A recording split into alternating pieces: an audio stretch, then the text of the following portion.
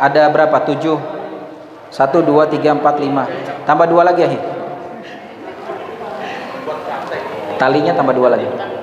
Talinya 2 lagi. Iya. 1 lagi. Nah, ini sini. Ya, kemudian kita kembangkan. Ini panjangnya berapa? Ini tadi kemarin dijahit jadi panjang. Panjangnya 2 meter. 2 meter panjangnya. Mana yang panjang mana, yang lebar mana? Ini lebar itu. Itu panjang. Ini lebar itu. Oh, itu lebar. Berarti benar kayak gini. Berarti gini posisinya. Ini lebar ini. Oh iya, berarti gini posisinya. Ya. Nah, nggak apa-apa, nanti untuk tali menyesuaikan aja. Tinggal kita tarik-tarik, kita sesuaikan. Nah, sunnahnya mana parfum tadi yang di plastik tadi? Parfum.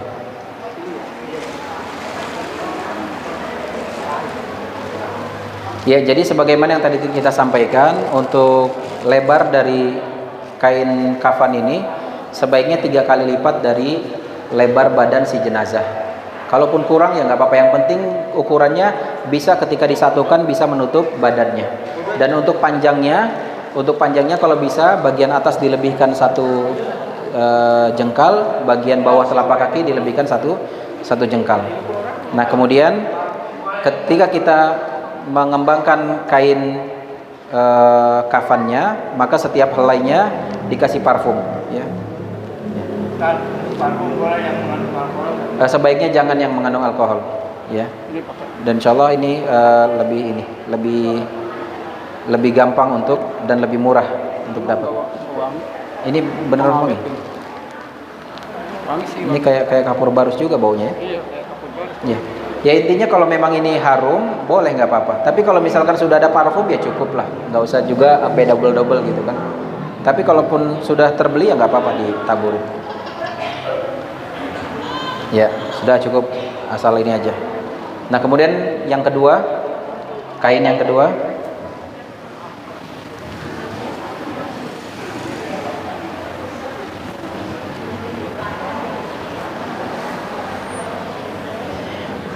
Ini benar posisinya. Ya. Dilurusin sama yang di bawah. Agak ditarik ke sini. Ya. Tinggal dikasih lagi ini. Nah. Ya, sebaiknya merata ya ke sana kemari. Dan ini aromanya nggak harus aroma melati ini ya. Karena kayaknya identik banget kalau ada yang meninggal harus aroma melati gitu. Tidak harus. Nah, kemudian yang ketiga.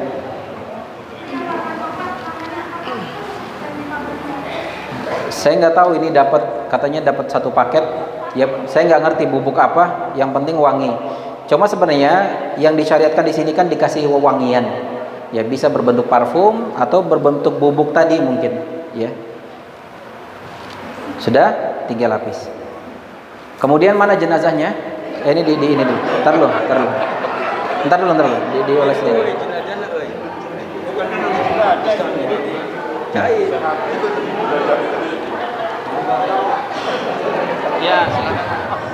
Ya, silakan. Kepalanya di sini. Kiblat kemana? Mundur dikit, mundur. Mundur ke bawah. Kurang dikit. Terus sedikit lagi. Pak, jenazah udah mandi tadi. Tapi bukan mandi jenazah ya.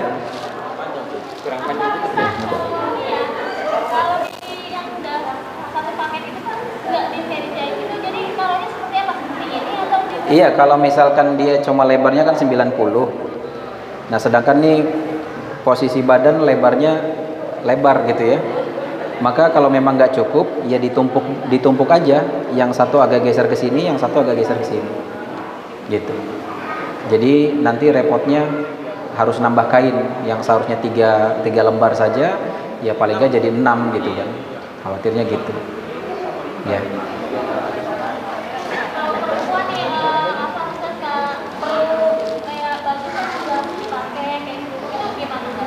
Iya, itu ada sebagian ulama yang membolehkan. Tapi sebenarnya pada asalnya sih ya cukup seperti ini dengan 3 lembar Ada sebagian ulama mengatakan 5 lembar, tapi yang 2 lembarnya dipakai untuk kerudung sama untuk bajunya gitu kan.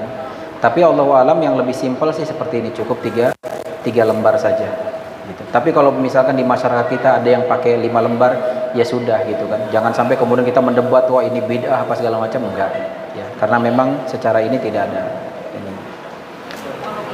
Iya, yang lebih memudahkan kita itu yang lebih baik ya. Nah, kemudian apa lagi? Jadi iya, untuk kapas sebenarnya pada asalnya tidak diperlukan kapas. Kayak misalkan untuk nutup hidungnya, untuk nutup matanya, telinganya, sebenarnya nggak dibutuhkan. Kecuali penggunaan kapas itu jika memang diperlukan. Misalkan ada kasus-kasus tertentu orang meninggal darahnya keluar terus dari hidung atau dari telinga, maka itu yang perlu dikasih kapas. Ya, tapi kalau seandainya kondisinya baik-baik aja, ya nggak perlu juga dengan kapas. Nah, kemudian juga selain itu di bagian anusnya, khawatir mungkin walaupun sudah dimandikan tadi, sudah dikeluarkan kotorannya, khawatir masih akan keluar lagi kotorannya daripada nanti nembus sampai keluar kain kafannya, maka boleh sebelum dia ditidurkan dikasih kapas di bagian anusnya. Ya, mana kapasnya tadi tuh? Boleh.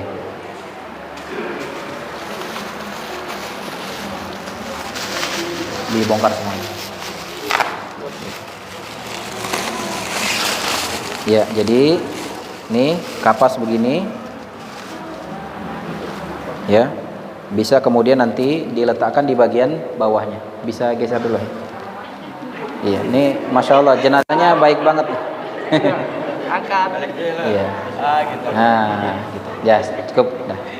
Dah ya, ditaruh di sini untuk menghindari khawatir masih ada tembusan ke bawah. Dan diletakkannya kapan tadi? Sebelum jenazahnya masuk ya. Sebelum jenazahnya masuk. Nah, paling itu saja.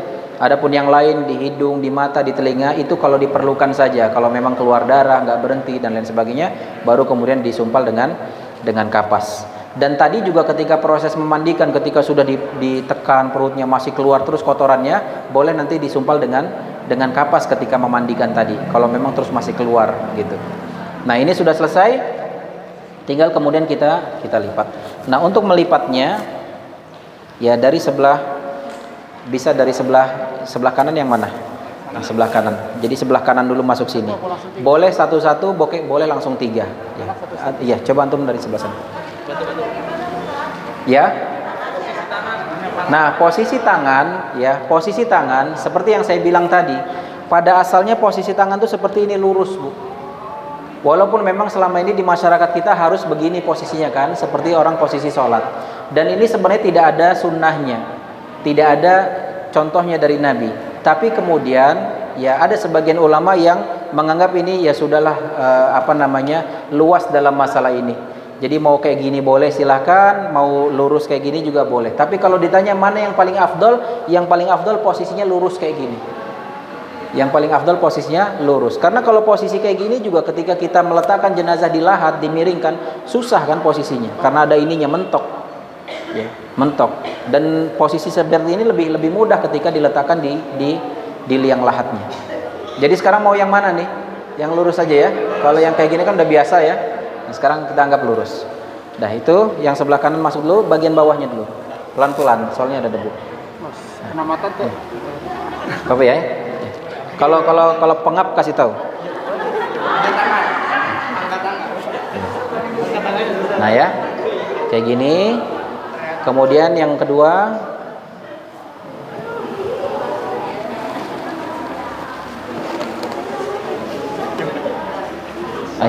pengap nggak? Nah, kemudian tambah lagi. Nah, baru kemudian diikat dulu, ini bagian dada ya. Ya. Nah, untuk mengikat ya, kita sebaiknya di bagian sebelah kiri. Walaupun sebenarnya nggak ada aturan ya. Mau ikatannya sebelah kiri, sebelah kanan atau gimana, bebas saja. Tapi mungkin dalam hal ini untuk memudahkan ya sebaiknya sebelah kiri. Karena nanti di liang lahat nanti ya boleh nanti kita membuka talinya. Walaupun tidak ada keharusan, tapi sebagian ulama ada yang mengatakan sebaiknya dibuka bukan karena dalam rangka ada unsur ibadahnya, tapi dalam rangka untuk mempermudah proses penguraian si mayit ini. Karena mayit ini kan kalau sudah nempel ke tanah, apalagi sudah dimakamkan, dia akan terjadi proses pembusukan kan, yang kemudian badannya jadi bengkak. Nah kalau dalam posisi terikat gini, bengkak jadi lama terurainya. Tapi kalau talinya dibuka akan cepat terurainya. Jadi dari sisi itu aja sih.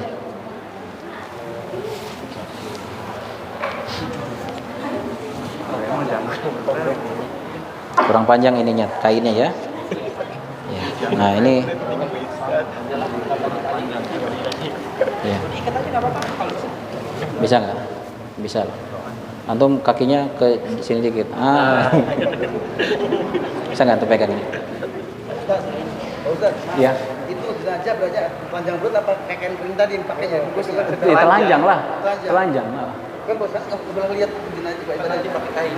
Kan pakai kain itu. Iya, tadi kan ketika diletakkan di sini, dia posisinya masih pakai kain kan, kain penutup tadi. Maka ketika kita proses gini, kita tarik nih kainnya. Ya lupa tuh, nggak dikasih tahu. Ya jadi kainnya kita tarik, kain penutupnya kita tarik, sehingga dia tidak memakai kain apapun kecuali kain kafan ini. Paham ya? Ya. Kalau pengap kasih tahu ya. Antum. Mana? Masih ada. Ya, nggak usah ditutup. Nah, ininya jadi diikat aja. Nah, diikat. Ya kita anggap ini ketutup mukanya ya, kasihan nanti pengap. Ya, dan misalkan sudah dikafani gini, posisi wajahnya masih dibuka nggak apa-apa. Misalkan masih ada keluarga yang datang gitu kan, mau cium dia, mau apa nggak apa-apa, silahkan. Ya, tapi nanti ketika mau dibawa, mau disolatkan, baru kemudian ditutup.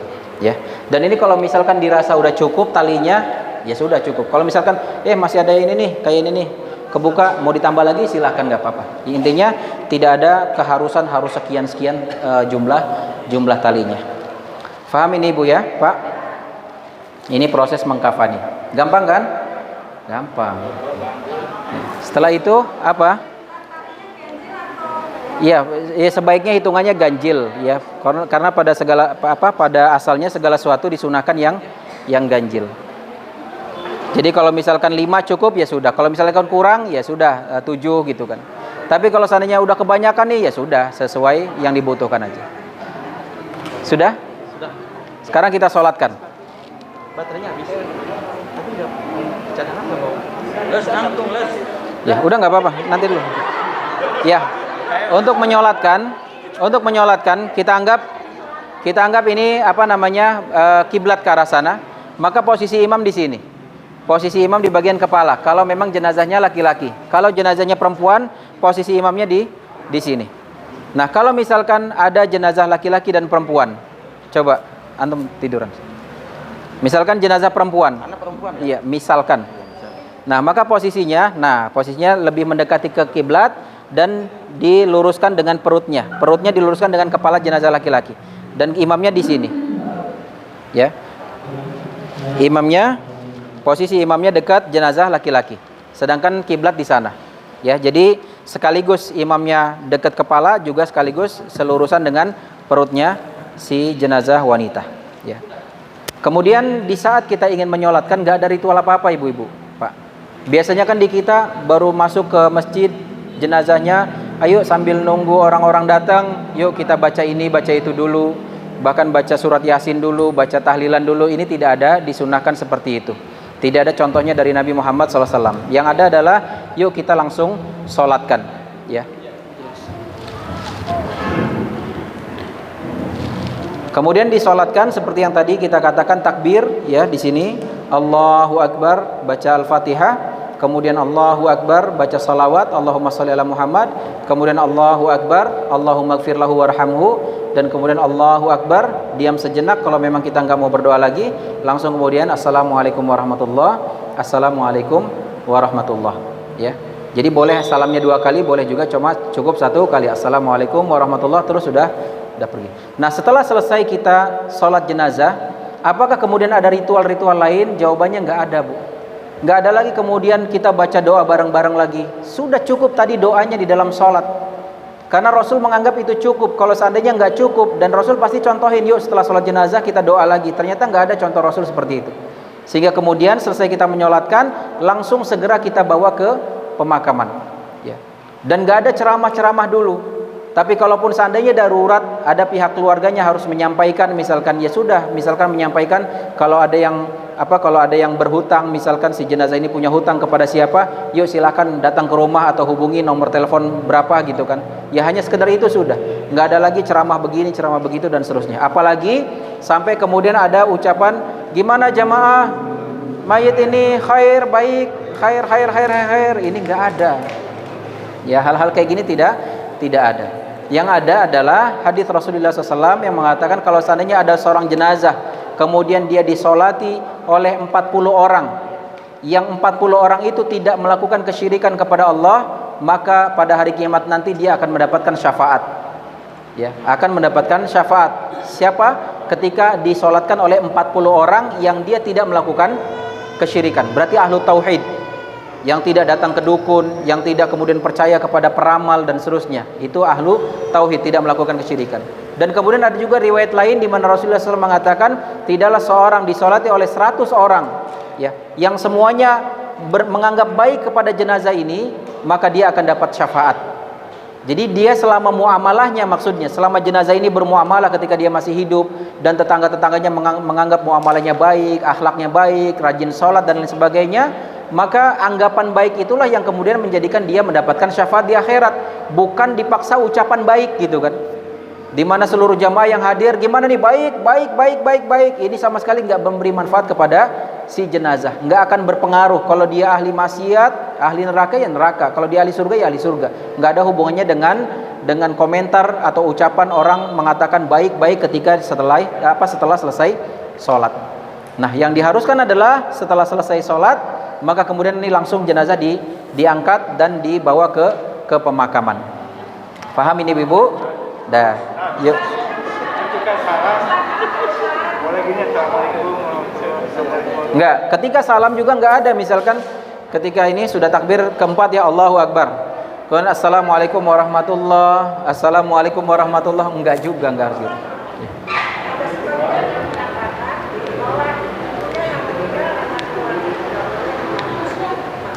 Kenapa? Yang meninggal ibunya, yang anak laki-laki nggak boleh memandikan. Benar, yang memandikan anak perempuannya, Jadi intinya kalau yang meninggal perempuan, maka yang memandikan perempuan. Yang paling afdol, yang paling dekat hubungannya dengan si mayit. Gimana kalau anaknya laki-laki? Nggak boleh. Nggak ada, dia nggak punya anak perempuan, ya udah cari kaum muslimat yang perempuan yang memang dia bisa mandikan. Jadi bukan anak laki-lakinya. Yang boleh memandikan dengan berbeda lawan jenis, ya, hanya pasangannya. Si perempuan meninggal, yang memandikan suaminya boleh. Si suami meninggal, yang memandikan istrinya boleh. Tapi untuk anak ke orang tua ke anak, maka ini tidak boleh yang berlainan jenis. Harus sama-sama perempuan atau sama-sama laki-laki. Kecuali kalau anaknya masih bayi, ya, masih kecil belum balik, ya, itu pun masih di bawah 7 tahun, itu boleh. Tapi kalau sudah di atas 7 tahun, sebagian ulama menganggap atau mengatakan bahwa sebaiknya jangan. Tetap yang memandikannya sesuai dengan jenis kelaminnya. Jadi gitu, Allahu a'lam. Satu. Ya. Jadi kalau misalnya perjamaahnya cuma 3 orang, berarti ada di belakang imam semua. Iya. Jadi saya bilang misalkan nih kita mau sholat cuma ada 3 orang, antum, sama satu lagi. Iya. Maka posisinya saya di posisi ini, antum sini rapatnya. Jadi dibikin 3 saf. Jadi satu safnya satu orang nggak masalah. Tapi kalau ternyata jamaahnya banyak sampai lebih dari 3, nggak masalah. Tapi usahakan bikin safnya ganjil, 5, 7, 9 dan seterusnya. Paham ini? Ya. Sama wanita.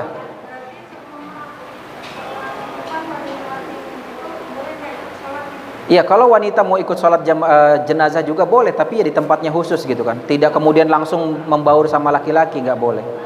Ya, harus tempat khusus. Sudah? Nah, sekarang kita angkat ke pemakaman. Ya, berat ya. Jalan sendiri. Nah, ini ambil kuburannya makamnya. Udah selesai kafan. Udah selesai. Enggak apa-apa bongkar aja. Apa ya? Iya.